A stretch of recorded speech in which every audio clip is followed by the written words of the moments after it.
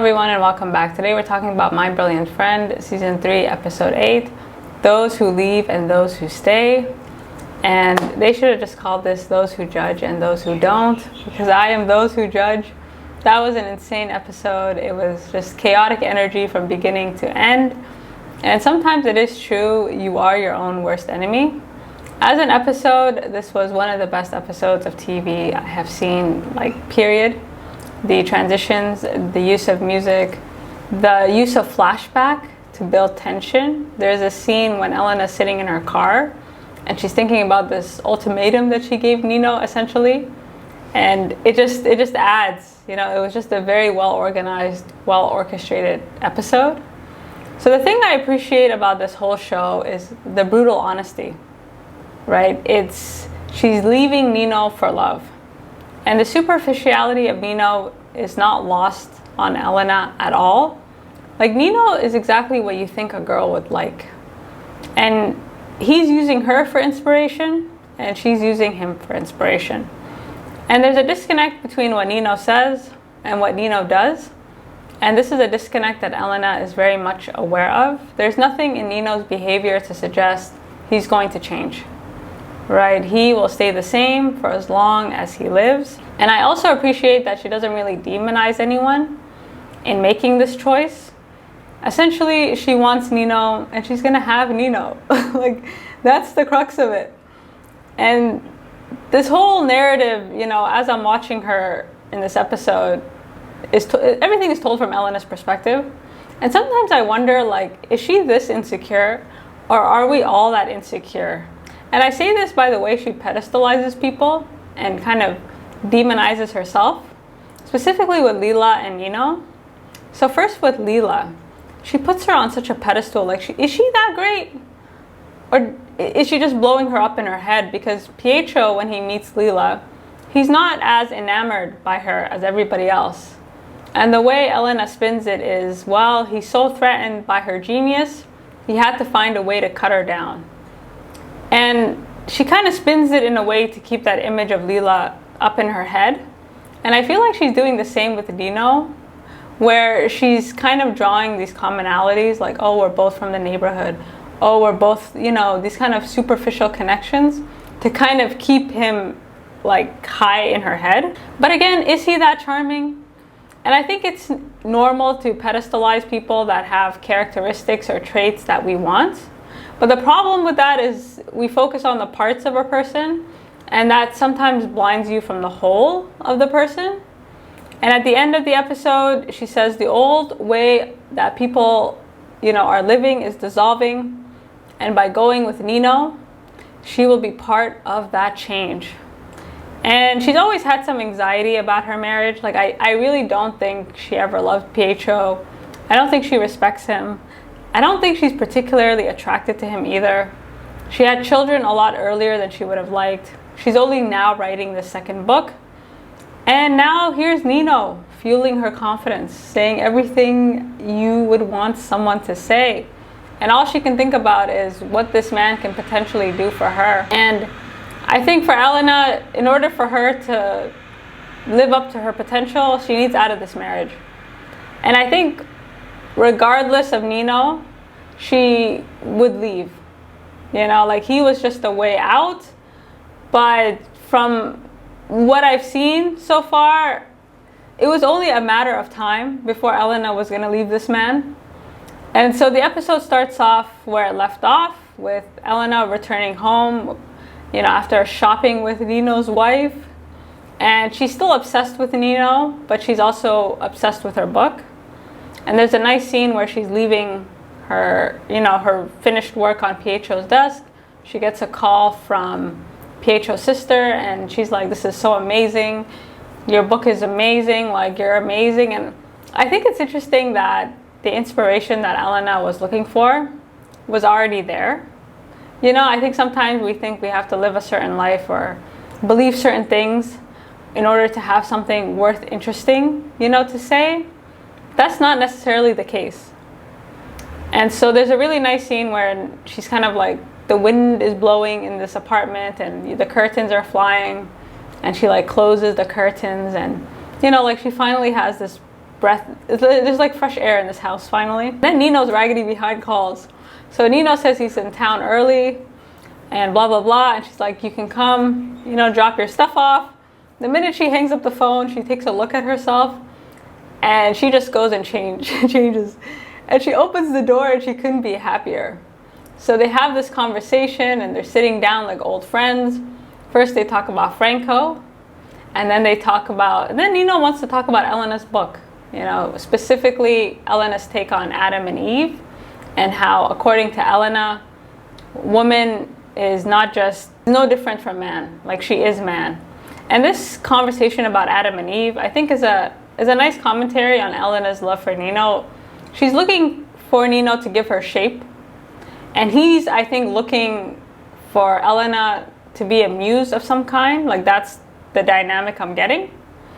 And so this opens the door, you know, Elena, Pietro, and Nino, they become a threesome, and they are best friends. It seems like Pietro has found a friend in Nino, somebody who has more life. He brings some energy into the house. But Nino is very, very manipulative, isn't he? Like, he always positions himself as the way forward. You know, at one point he compares Pietro to a priest and Elena his governess. And, you know, he makes these lighthearted jokes that throughout the episode they get darker, right? And he pushes boundaries, not just with Elena, but with Pietro. And you see that at this lunch.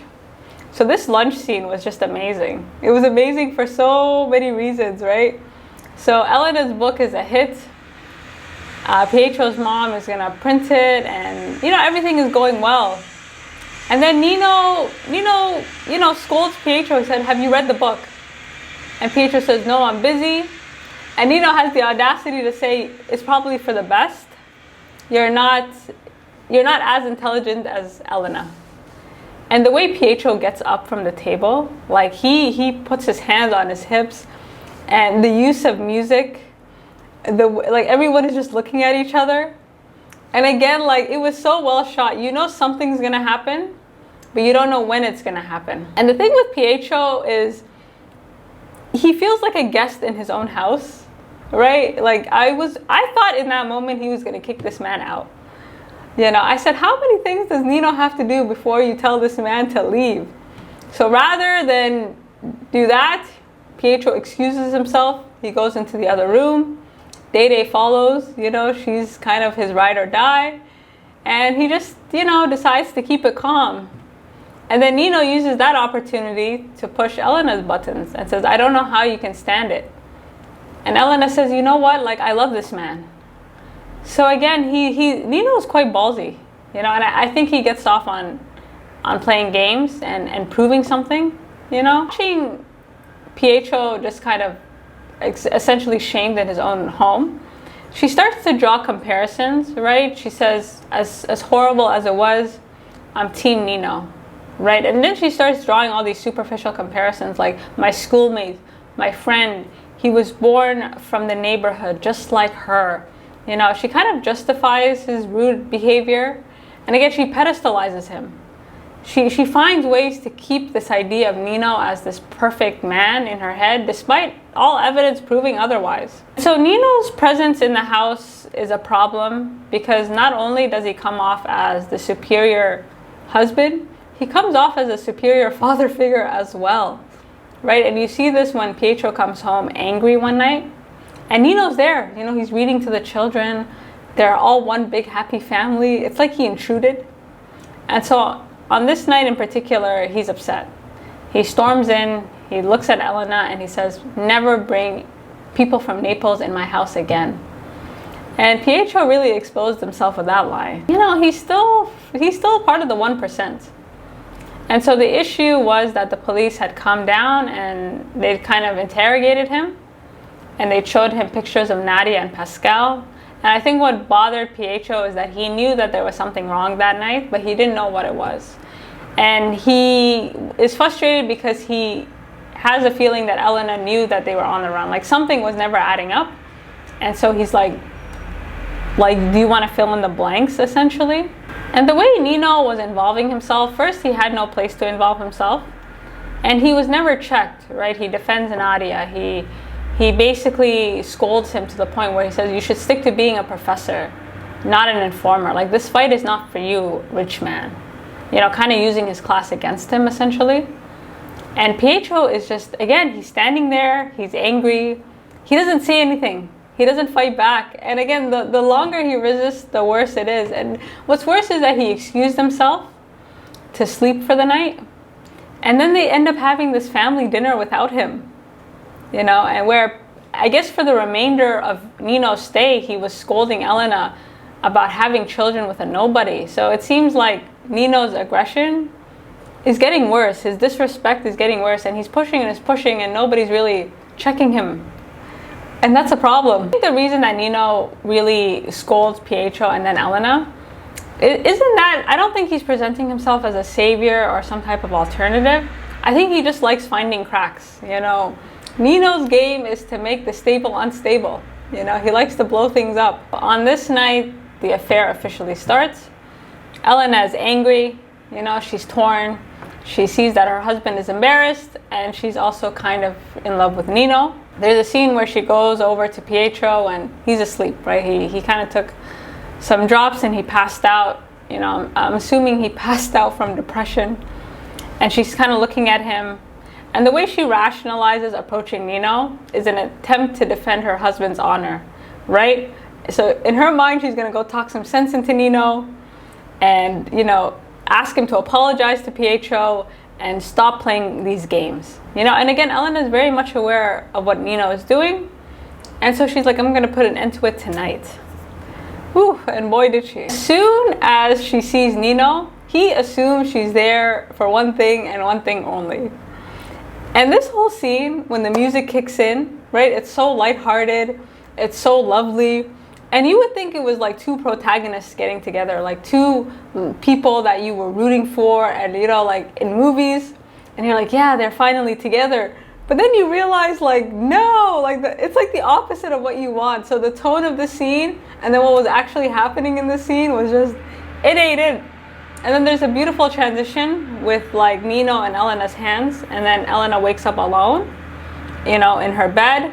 And then this transitions to Pietro sitting there, and you can see the ring on his finger. And again, I think Pietro knows that something is up. There's just no way like he can be this oblivious to what's going on in his house. And so he was definitely contemplating something as Elena was walking in. And so Elena wakes up, she looks cute. She looks a little too cute for Pietro's liking. And he kind of explains himself. And I don't think Pietro appreciated being put in a corner, right? Nino kind of simplified him. And Pietro's logic is like, listen, they're basically using terrorism to criminalize dissent. So whatever Pascal and Nadia were doing, you know, it could kind of, it's a lot bigger than them. You know, so he was really trying to explain the position that he was in and why he felt frustrated. And Pietro's points were valid. You know, he knew something was up and he wanted to know what, and that's entirely fair. And Elena's reaction is like, okay, sure. Even though just last night you told me you don't want poor people in your house ever again, because he said he didn't want people from Naples over. So Elena was just like, whatever, you say what you need to say. And then she offers to wake up everybody in the house, including Nino, and the audacity, you know, like, oh. When she sneaks in to see Nino in the bathroom, I was like, really? You know, I can't tell if they want to be caught. And the whole time they're together, she forces him to say, I love you, right? She needs that validation. She doesn't just want Nino. She wants Nino to love her. He has to be the one. And Nino's like, yeah, I love you. Let's just do it.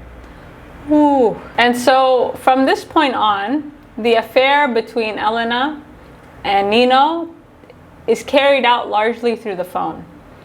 And this whole thing about the phone is super interesting because it highlights a few things. First, how lonely Elena is, because nobody calls the house, actually, as far as we can see.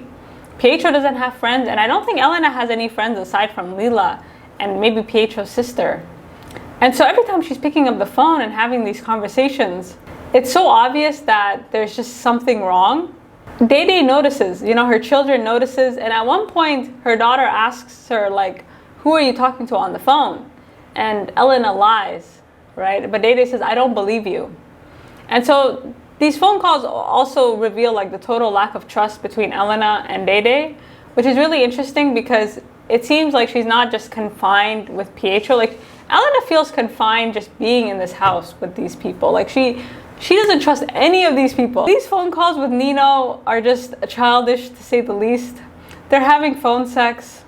Any attempts at a deeper conversation is cut off by Nino, right? He's out of coins. Like that whole scene when he was out of coins, I was like, you con art, you scummy scum. And then the way in which the affair is carried out is so obvious to the point where Nino will call, but he'll only answer if Elena picks up, which obviously puts some pressure on everyone in the house, including Pietro, because he does notice the phone ringing, but he doesn't say anything. And so this build-up, you know, this kind of like everybody knows something is wrong, is played out in this one scene where Elena picks up the phone, she's sitting with her family, they're watching TV, and she just abruptly gets up to leave, right? She says, oh, I have to go pick something up.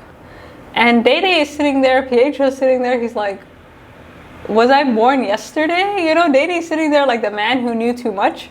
The thing to note about Elena's affair with Nino is that she's really happy to be out of the house. Like, the minute she's out on the streets and she's, you know, like the contrast between this calm house to this like lively street is really interesting because again, I think she's done. She goes off with Nino, and Nino is very selfish. You know, he continues to reveal who he really is. So while they're together in this car, he kind of brings up the idea of just, you know, being together. And again, I like how Elena doesn't demonize her family. Like, she's like, what about the girls? What about Pietro? Like, I can't just up and leave my family. And Nino goes, what about us? What about us? And so I think the more Elena pushes back, the more Nino kind of takes that as a challenge. And so before they go off on this beach vacation, Nino says, okay, listen, it's going to be a long summer without you. So find one day to sneak out, come up with some excuse so we can be together for one night. Again, watching Elena and Nino in this car, like, it's so childish. It's like, are you guys in high school? And again, I think Elena has this chip on her shoulder where she's now living this phase in her life that she wishes she could have lived earlier on, right? Like, she's kind of living vicariously through Lila, you know, thinking Lila was having all these amazing experiences that she was missing out on. And now it's her turn to have these amazing experiences with Nino.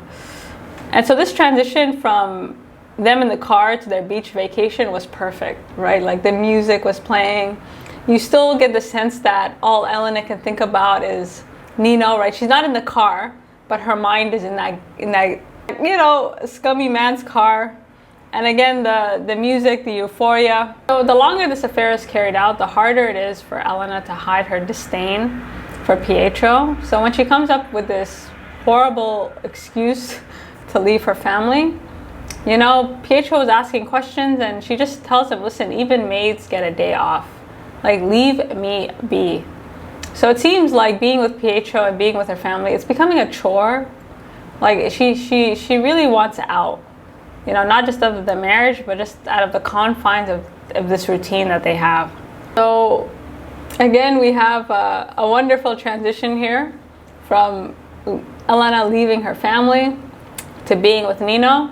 And every time she's with Nino, it's like a dream sequence, you know, like it's like finally these two lovers that are meant to be together are together, except they're not meant to be together. So there's a really lovely scene where Elena is watching Nino sleep, and the lighting and everything is amazing, and she's contemplating all the effects that Nino has had on other women, right? This kind of mad love. Everybody that Nino is with loses their mind, right? He has a cruelty when it comes to chasing women, and she's afraid for herself. You know, what makes me any different from all these other women? And she also remembers what he said about Lila being, you know, her sex was a problem. And so she brings these things up to Nino, who of course doesn't remember anything. And I think Nino's problem with Lila is that she never enjoyed being with him. You know, like he kind of felt like, I don't know, like there was just something missing, like his ego was not fulfilled.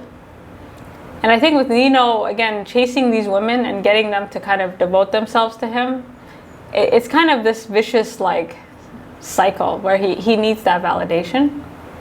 And so Elena's probing him, but he's just like, what are you worried about? He doesn't remember. He's, for him, like, everything is right here, right now. Like, Nino is the personification of instant gratification. This whole time they're together, it's only one night, but it feels much longer. You know, it feels like they were there for days. Like, they really make themselves at home. And one of my favorite scenes is when Pietro calls and Elena's like whispering over the phone. And the contrast between this quiet room and this like busy like beach, like the use of music at that beach scene was so well done, right? And Pietro's like, so when are you coming home? And he knows that something is up. When he hangs up, he's sitting there. Like there's a scene where he's just sitting there and he looks defeated. You know, this music is playing, you have this upbeat music, and he's deflated, you know, and he kisses Dede on the forehead, and then we go back to Nino and Elena. But again, these transitions are so sharp. It was so sad, right? Like, you know, you have this upbeat music just made it even more sad. Elena is in a dilemma, right? She loves this man, but she doesn't think that he loves her back. And Nino, again, Nino has no sense of boundaries. Like there's a scene when they're in the bathroom and he kind of, I don't know, like he puts out his cigarette in the sink or something and she's kind of looking at him. So Nino has no respect for boundaries or anybody else, and as far as he's concerned, like if he wants it, he'll take it. A decision has to be made, and a decision has to be made soon. And I like the use of flashbacks in kind of depicting the tension in her head. Like there's a scene when she's driving, she's back home with her family on vacation, and she's sitting in the car and she's thinking about this ultimatum that she gave Nino. And it's such an intense scene, right? Like they're in the dark and they're having this very, very frank conversation. And Elena decides to call his bluff, you know. In her mind, if he really loves her, then he should act accordingly and leave.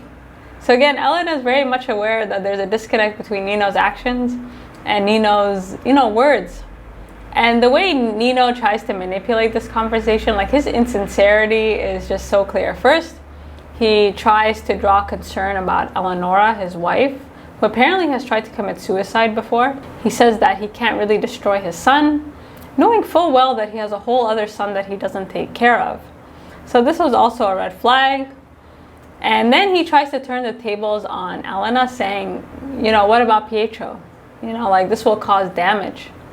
And I don't know why Nino was so concerned with Pietro's family being angry with her or being angry with him. Maybe he felt like he wouldn't be able to publish anything. Again, I get the sense that Nino wants to use Elena's connections, not so much help her. It was point blank. First, she admits that her marriage is useless, which, you know, she's been saying. So again, regardless of Nino's presence, I think she would have loved. Watching this flashback with Nino, you know, it's clear that Elena is just, she's at her wit's end.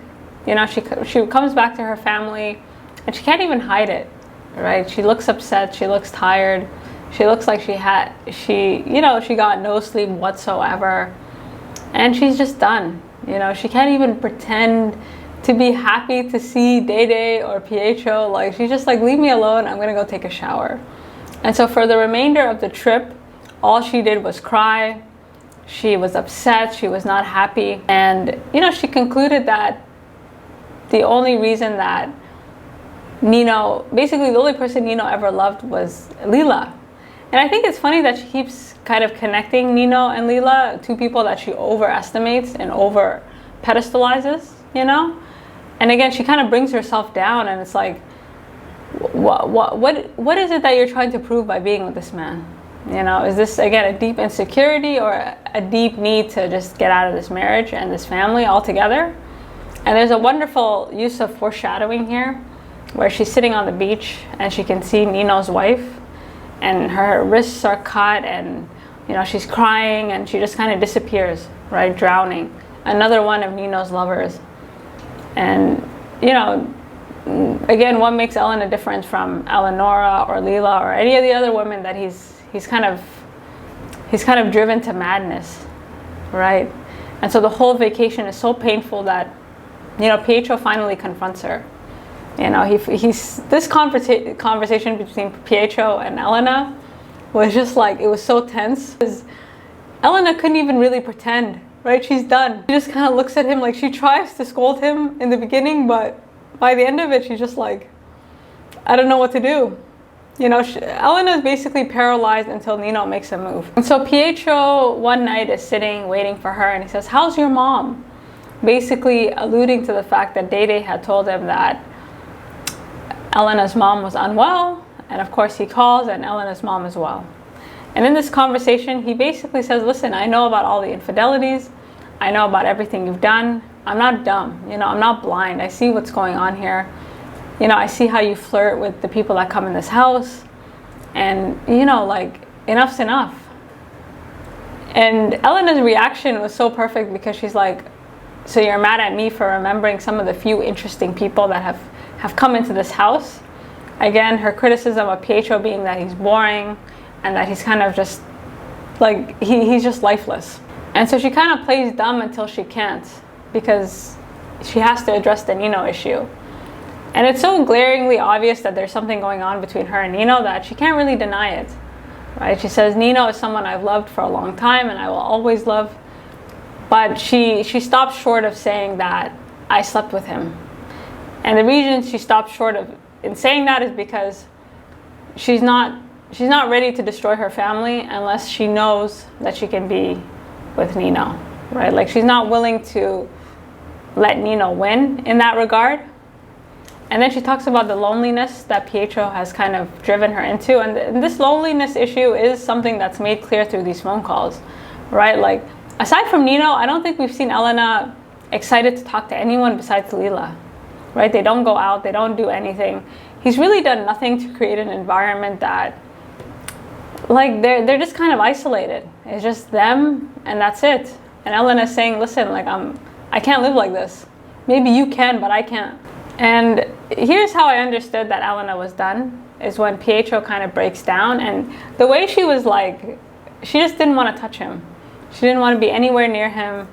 She was disgusted by him. Again, I get the sense that she just isn't attracted to this man at all.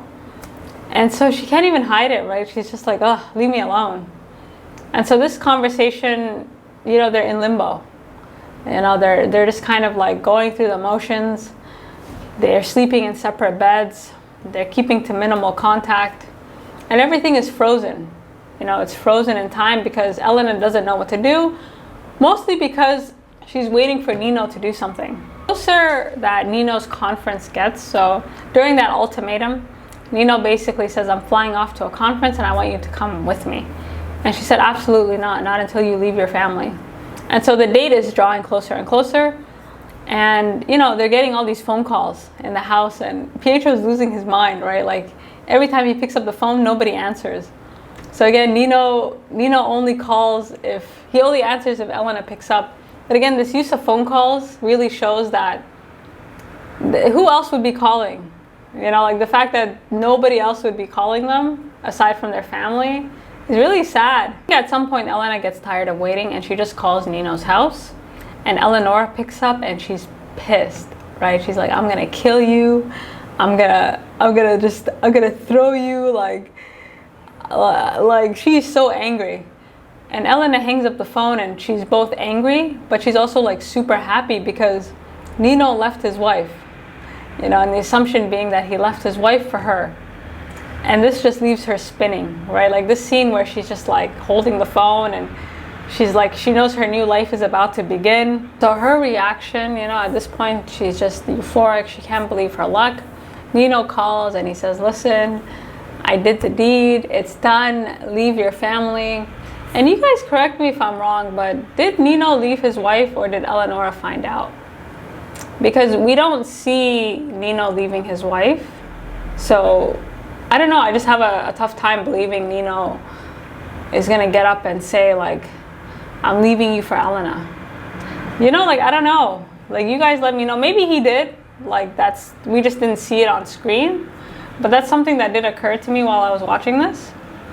So whatever the case, Nino is free and he is free to wreak havoc. And that's Elena's cue to pull the trigger on her family and just call it a wrap. So this final scene when Elena is telling Pietro everything, oof. You know, first it was the conviction in which she went into the room, right? Like, first she beats around the bush, and I wasn't sure if she was sure, you know, because there's no coming back from this, right? So she walks into Pietro's study, and poor Pietro's sitting there on this mattress on the floor, you know, and he's just fed up. And the actor who plays Pietro should get an Emmy. I think he did such a fantastic job. And she breaks it to him. She says, listen, everything I told you about Nino was a lie. We've been seeing together. We're in love. And we need to be together. And Pietro loses it. You know, all this frustration, all these things that he's been keeping inside has blown up. And again, Pietro is a dude that he's not a man of anger, right? So for him to blow up, it was just like an accumulation of feelings that he already had. And so he drags her into the room and forces Elena to tell her children. And this was so tense, right? It was just, you know, like Pietro is just making it, you know, he wants it to be known that she's the bad guy and he's the good guy. You know, and what she's doing is wrong. And he wants his children to see that, right? And you see this by every time he interjects into the conversation, right? Like he's like, no, that's not the reason. Tell her the truth. Tell her the truth. And the fact that Dede knew that it was Nino, you know, like she knew, you know, everybody in the family knew that it was Nino that she was seeing. And this scene, you know, when they're in this child's bedroom and you see Pietro just like losing it, and Dede and Elsa are so calm, right? They're just looking at their mom, and it was such a well shot scene. And poor Pietro, you know, he breaks down and Dede's comforting him, and it's over. It's over. And what I noticed while Elena was talking was, you know, there was like a sense of relief, I think, because as Pietro's crying, like she feels bad, but at the same time, it's been a long time coming. You know, it's like she kind of ripped the Band-Aid off this marriage that she's just been over for a long time. As soon as that conversation is over, she waits until they're out of the house and leaves them a note to pack her bags, and she's out. You know, just before she leaves the house, she makes a point of saying that the old way of people living is dissolving, and through her very life, she's part of that dissolution. And I think with Elena, she was never able to establish boundaries within this marriage, right? Like a lot of the reason that she wasn't able to find inspiration, she felt, or was because she was just kind of trapped in this house. And in kind of leaving this house, she's hoping for a new start. She wants a new life, essentially. And having these affairs, I think, gave her glimpses of new lives that she could have, but it just wasn't enough. So before she leaves the house, Lila calls, which I thought was perfect. Like, I thought it was so perfect that Lila was the final phone call. And man, Lila's words, like, talk about famous last words. Lila calls and basically informs her of the chaos that's going on in the neighborhood. It seems like there was a murder, and it was a very grisly one. Manuela Solera was killed, and nobody knows how she was killed, but whatever the case, the neighborhood is up in arms, and she wants to leave her son with Elena. And she's like, you're the only person I trust. And then Elena just cuts her off. She's like, listen, I'm leaving my husband. I'm leaving my husband to be with Nino. And Lila's reaction was like, you're doing what? For who? Like, Lila was just shook. And, you know, Elena's justification was, you know, we realized this whole time we've been in love. And that, the way Elena frames it is interesting. Like, we realized this whole time that we were in love without realizing it. Again, the way she spins the story in her head is like, no, that's not what this is. Like, that's your interpretation of what's going on here, but that's not what's happening here. And Lila calls her out. She says, listen, if you leave your husband for this man, he will destroy you. You know, Nino is a vampire, and he gets off on conquering people. Right? For him, it's a game, and he'll never get sick of it. You know, you're just a pit stop. You know, you're just one of many. You know, and Elena doesn't listen. She's like, well, this is my life, and this is what I'm going to do. And she goes off to be with Nino. And this scene on the plane is interesting because Nino's a gentleman, right? He takes her jacket. You know, they're in this kind of honeymoon phase where everything is perfect, but reality is going to set in quite quickly. And I like this final scene because it's the last time we're seeing this actress, and we're seeing Elena and Lila, you know, in these positions, right? Like, this is the last time we'll see these actresses, and I think the next book they're going to be way older. And so the final scene ends with Elena just kind of looking at herself in the mirror, or like the older version of herself, And she's very hopeful for the future, right? Like she's smiling, she's happy. But it ends with them on a plane, as if to say the sky's the limit. And that's how the episode ends. So that was a crazy ending. You know, I think regardless, Elena would have found a way to leave. I don't think it would have mattered if Nino was there or not. I think it's really interesting in Elena's case because I think for her marriage and kids, it came too soon. And that is an interesting commentary or something to note in terms of feminism. Like there's a conversation to be had in terms of having things faster than you would like or that you would appreciate. Because Elena never wanted kids this early. She didn't want to get married this fast. And for that, she just wasn't able to find her footing before she was kind of, you know, she had all these responsibilities and all these things to do. And I think by leaving, she's hoping to, you know, find her footing. And I definitely don't think Nino is the person to find that footing with, you know. But on the flip side, I don't think it would have occurred to women at this time to go their own way. Like it just would not have been an option. But again, it's that tension where I was just like anybody but Nino. You know, Nino is a good example between like your brain and your heart. You know, like you know something is wrong, but still like you know you're going off feelings, not facts. You know, they say that like if someone is really the one, your head, your heart, your gut instinct, and your hoo-ha should all be aligned. And so it was just interesting watching Elena fight her logic, knowing all the evidence against Nino, but still kind of going for it anyways, like keeping that optimism alive, despite, like he's just not going to give her that out that she's looking for. But again, it's like, what would the out have been, right? Like staying in this marriage would not have been an option. So it's a very complicated situation. But yeah, it's hard, you know, like it's hard to stay in a situation if you're not content with it. You know, if you're with someone because you have to be with them or you're not attracted to them, it doesn't really matter how much they give you. Like you're never going to be content, you know, and because you don't respect the person. So where Elena goes, I'll find out this summer when I read all the books. But this was one hell of an episode. Thank you all for sticking with me. I really appreciate it. This was really fun. I think next season will be more fun once I've read the books. And I think the whole purpose of the show is to bring attention to the books. You know, like I think if after watching this you're inspired to read the books, as am I think this was a successful, you know, sort of viewing at that point. So I'm just shook, you know, like it was fantastic. You guys let me know what you think, and until next time.